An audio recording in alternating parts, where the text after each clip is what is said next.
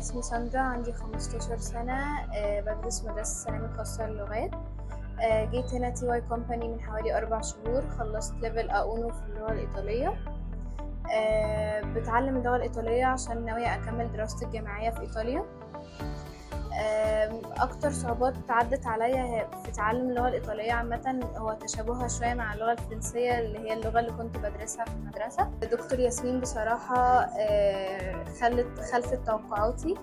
حبيت اللغة جدا، كانت بتمارس معانا اللغة بأكتر من طريقة بحيث نقدر نستفيد. كنا بندرس استماع، اسكولتو وسكريتورا رايتنج، وكنا بنقرأ، وكمان كنا بندرس conversazione محادثة.